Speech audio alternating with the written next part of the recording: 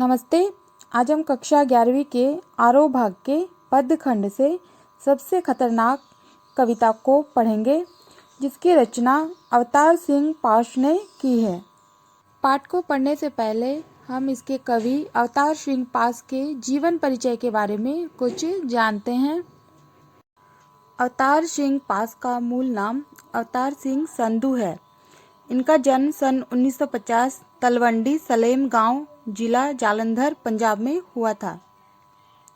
इनकी प्रमुख रचनाएं लोक कथा, उड़दे बाजा मगर, साढ़े समिया बीच, लड़ेंगे साथी, बीच का रास्ता नहीं होता, लहू है कि तब भी गाता है प्रमुख रचनाएं हैं। पाश समकालीन पंजाबी साहित्य के महत्वपूर्ण कवि माने जाते हैं। अवतार सिंह पाश जन सामान्य की घटनाओं पर आउटसाइडर की तरह प्रतिक्रिया व्यक्त नहीं करते, बल्कि इनकी कविताओं में वो व्यथा, वो दुख, वो निराशा और गुस्सा नजर आता है जो गहरी संपृक्तता के बगैर संभव ही नहीं होता। अवतार सिंह पाश ने जन चेतना फैलाने के लिए अनेक साहित्यिक सांस्कृतिक कार्यक्रमों का आयोजन किया। वे कुछ समय तक अमेरिका में भी रहे हैं। सन 1988 ईस्वी में खालिस्तानियों के हाथों वे मारे गए और देश की आवाम के लिए शहीद हो गए। अब हम पाठ की ओर चलते हैं, कविता की ओर चलते हैं। यह कविता दिनों दिन अधिकाधिक क्रूर होती जा रही दुनिया के खौफनाक स्थिति की ओर इशारा करती है। कवि अवतार सिंह पाश बेहतर भविष्य के सपनों के गुम हो जाने को सबसे अधिक खतरनाक स्थिति मानते हैं। अब हम कविता की ओर चलते हैं। मेहनत की लूट सबसे खतरनाक नहीं होती, पुलिस की मार सबसे खतरनाक नहीं होती, गद्दारी लोभ की मुट्ठी सबसे खतरनाक नहीं होती, बैठे बिठाए पकड़े जाना बुरा तो है, सहमी सी चुप में जकड़े जाना बुरा तो है, पर सबसे खतरनाक नहीं होता। तो इन काव्यांशों के द्वारा कवि स्पष्ट करते हैं कि मेहनत की लूट, पुलिस के अत्याचार और देशद्रोह मनुष्यता के लिए खतरनाक तो है, लेकिन सर्वाधिक खतरनाक नहीं है, सबसे ज़्यादा खतरनाक नहीं है, बल्कि ये जो क्रूरता है इसके प्रति मौन रहकर, इसके प्रति आवाज़ नहीं उठाकर सहनशील बने रहना, वो सबसे ज़्यादा खतरनाक है। मतलब कवि कह रहे हैं कि मेहनत के बदले उचित मूल्य न मिलना वो खतरनाक होता है, लेकिन सबसे ज़्यादा खतरनाक नहीं होता है। पुलिस की मार पड़ना भी खतरनाक होता है, लोभ में पड़कर देश के विरुद्ध षड्यंत्र रचना, देशद्रोही होना, वो भी खतरनाक काम है, लेकिन ये सब सबसे ज़्यादा खतरनाक काम नहीं है।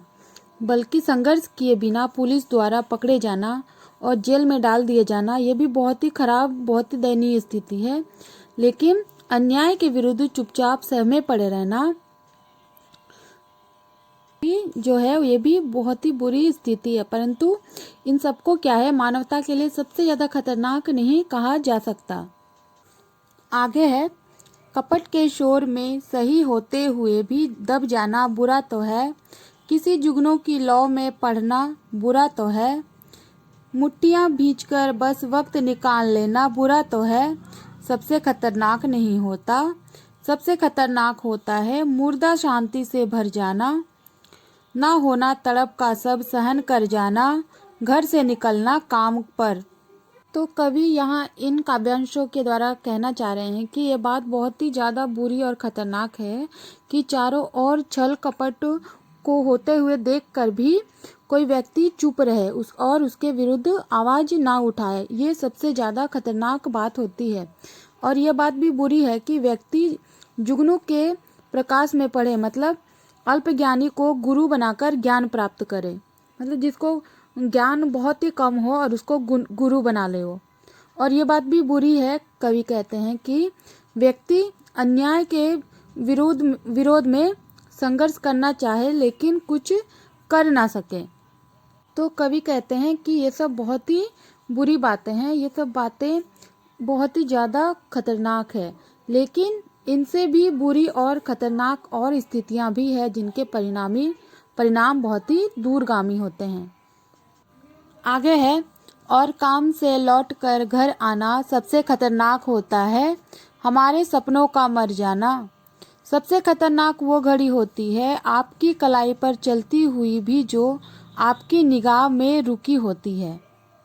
तो कवि यहाँ कह रहे हैं कि जीवन में सबसे खतरनाक तब होता है जब कोई भी व्यक्ति जीवन के उल्लास और उमंग से मुंह मोड़कर तथा निराशा और अवसाद से घिरकर सन्नाटे में जीने का अभ्यस्त हो जाता है, उसका आदी हो जाता है।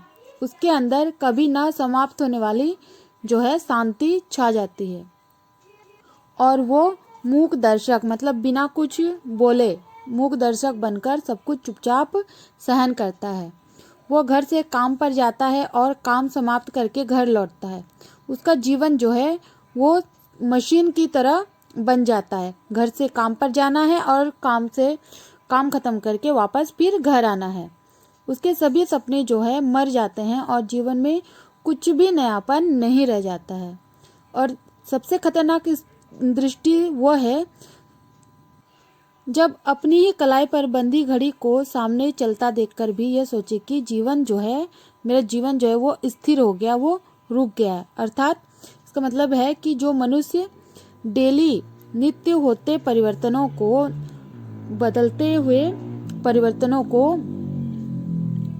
अपने जीवन में जो परिवर्तन होते हैं उनको देखकर भी अगर उनके अनुसार वो बदलता नहीं है और ना ही बदलना चाहता है और वो जो मुर्दा की तरह जो अपना जीवन व्यतीत कर रहा है उसे ही सच मानता है, तो ये सबसे अधिक खतरनाक है। आगे है, सबसे खतरनाक वो आँख होती है जो सब कुछ देखती हुई भी जमी बर्फ होती है, जिसकी नज़र दुनिया को मोहब्बत से चूमना भूल जाती है, जो चीज़ों से उठती अंधेपन की भाप पर ढुलक जाती है, जो रोजमर्रा के क्रम को पीती हुई एक लक्ष्यहीन दुराव के उलटफेर में खो जाती है। तो कवि यहाँ इन पंक्तियों के माध्यम से संवेदनहीनता को मानवता के लिए सर्वाधिक हानिकारक माना है। कवि यहाँ कहते हैं कि कवि यहाँ पर सामाजिक बुराई का विरोध न करने को भी खतरनाक मानता है। वह कहते हैं कि वो आँख बहुत ही ज़्यादा खतरनाक होती है जो अपने सामने हो रहे अन्याय को संवेदन शून्य होकर वैसे ही देखती रहती है जैसे वो बर्फ बन गई हो, जम गई हो, उसे कुछ भी दिखाई कुछ भी सुनाई नहीं दे रहा है। जिसकी नज़र इस संसार को प्यार से चूमना भूल जाती है, मतलब जिस नज़र से प्रेम और सौंदर्य की भावना समाप्त हो जाती है और हर वस्तु को घृणा से देखती है, तो वो नज़र बहुत ही ज़्यादा खतरनाक हो जाती है। ऐसी नज़र वस्तुओं के स्वार्थ के लाभ में अंधी हो जाती है और उसे पाने के लिए लालायित हो उठती है। तो वो नज़र जो है वो नज़र खतरनाक होती है, वो नज़र सबसे ज़्यादा खतरनाक होती है। वो जिंदगी जो दैनिक क्रियाकलापों मतलब नित्य जो भी हम कार्य करते हैं उनमें संवेदनहीनता के साथ क्या होती है, वो भटकती रहती है, जिसका कोई भी लक्ष्य ना हो, कुछ भी उद्देश्य ना हो, जो लक्ष्यहीन होकर अपनी दिनचर्या को पूरा करता है, मतलब उसका कुछ भी उद्देश्य नहीं होता है, कुछ भी लक्ष्य नहीं होता है, लेकिन वो एक रूटीन में एक शेड्यूल में अपना कार्य करते जाता है। तो क्या होता है, ये चीज़ सबसे ज़्यादा खतरनाक होती है। आगे है, सबसे खतरनाक वो चांद होता है जो हर हत्याकांड के बाद वीरान हुए आंगनों में चढ़ता है, पर आपकी आंखों को मिर्चों की तरह नहीं गड़ता है। सबसे खतरनाक वो गीत होता है आपके कानों तक पहुंचने के लिए जो मरसिए पड़ता है, आतंकित लोगों के दरवाजों पर जो गुंडे की तरह अकड़ता है। तो यहाँ इन काव्यांशों के माध्यम से कवि ये कहना चाहते हैं कि वो चांद सबसे ज़्यादा खतरनाक होता है जो हर हत्याकांड के बाद हत्या के शिकार लोगों के सूने आंगन पर चढ़ता है। मतलब आशा यह है कि जब लोगों के साथ बहुत ही ज़्यादा घोर अत्याचार और नरसंहार किए जाते हैं और तब भी उनके आंगन में आस्था, विश्वास, शांति और भगवान भक्ति के नाम पर मनमोहक बातें की जाती हैं, तो ये सब चीज़ बहुत ही ज़्यादा खतरनाक होता है। आश्चर्य की बात यह है कि ये बातें पीड़ित लोगों को चिढ़ाती हैं, जो इन सब चीज़ों से पीड़ित हुआ रहता है। उन्हें हत्याकांड करने वाले लोगों के प्रति भड़काती नहीं, बल्कि उन्हें जो है शांत ही कर देती हैं। तो ऐसी कवि कहते हैं ऐसी शांति बहुत ही ज़्यादा खतरनाक होती है। इससे मानवीय समस्याओं का कोई भी हल नहीं निकलता है, बल्कि और उलझ सा जाता है। कवि कहते हैं कि ऐसे गीत बहुत ही ज़्यादा खतरनाक होते हैं जो आपका ध्यान खींचने के लिए करुणा भरे स्वर व्यक्त करते हैं। मतलब जो व्यक्ति में उत्साह की बजाय उसमें भय उत्पन्न करते हैं, तो वो बहुत ही ज़्यादा खतरनाक होते हैं। जो डरे हुए लोगों को गुंडों की भांति और अधिक धमकाते हैं, उन्हें लज्जित करते हैं, उनको चिढ़ाते हैं, उनको भयभीत करते हैं, उनको डराते धमकाते हैं। मतलब आशय यह है कि गीतकार का दायित्व बनता है कि वो डरे हुए लोगों को सहारा दे और प्रेरणा दे, तो उसकी जगह उन्हें रुलाना या डराना दोनों ही निंदनीय है और बहुत ही ज़्यादा खतरनाक होता है। आगे है, सबसे खतरनाक वो रात होती है जो जिंदा रूह के आसमानों पर ढलती है, जिसमें सिर्फ उल्लू बोलते और हुआ हुआ करते गीदड़ हमेशा के अंधेरे बंद दरवाजों चौगाठों पर चिपक जाते हैं। तो कवि यहाँ इन काव्यांशों के माध्यम से कहते हैं कि जब किसी जीवित आत्मा के आसमान पर निराशा रूपी रात का घना अंधेरा छा जाता है और उसमें कोई भी कुछ भी उत्साह नहीं रह जाता, तो ऐसी रात जो है वो बहुत ही ज़्यादा खतरनाक होती है।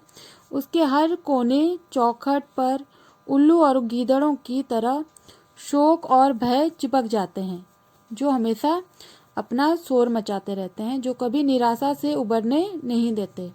मतलब यहाँ इन काव्यांशों का तात्पर्य यह है कि वे अंधी जो रूढ़ियाँ होती है, जो अंधविश्वास होते हैं, वो सबसे ज़्यादा खतरनाक होते हैं, जो जीवित मनुष्यों के दिलों पर बहुत ही ज़्यादा प्रभाव उत्पन्न करते हैं। तो उन रूढ़ियों का महिमागान करने वाले लोग उल्लुओं और गिदड़ों की तरह हुआ करते हुए अज्ञानी लोगों के हृदयों पर, उनके मस्तिष्क पर सवार हो जाते हैं और वे उन्हें रूढ़ियों को तोड़कर बाहर निकलने कभी देते ही नहीं। आगे है, सबसे खतरनाक वो दिशा होती है जिसमें आत्मा का सूरज डूब जाए और उसकी मुर्दा धूप का कोई टुकड़ा आपके जिस्म के पूरब में चुभ जाए। मेहनत की लूट सबसे खतरनाक नहीं होती, पुलिस की मार सबसे खतरनाक नहीं होती, गद्दारी लोग की मुट्ठी सबसे खतरनाक नहीं होती। तो इन काव्यांशों के माध्यम से कवि जो है वो अपनी अंतरात्मा की आवाज़ को अनसुना कर देने को भी सबसे ज़्यादा खतरनाक मानते हैं।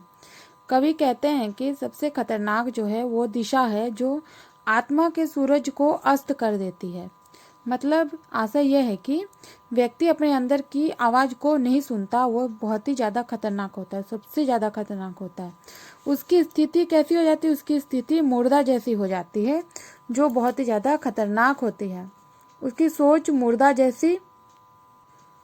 जैसी धूप की तरह होती है, जो मनुष्य के शरीर में कांच के टुकड़े की तरह हमेशा चुभी रहती है। मतलब यहाँ आशय यह है कि ऐसी विचारधारा जो रूढ़ियों से ग्रस्त होती है, जो अंधविश्वासों से, परंपराओं से ग्रस्त होती है, मनुष्य के मन में बराबर कसकती रहती है।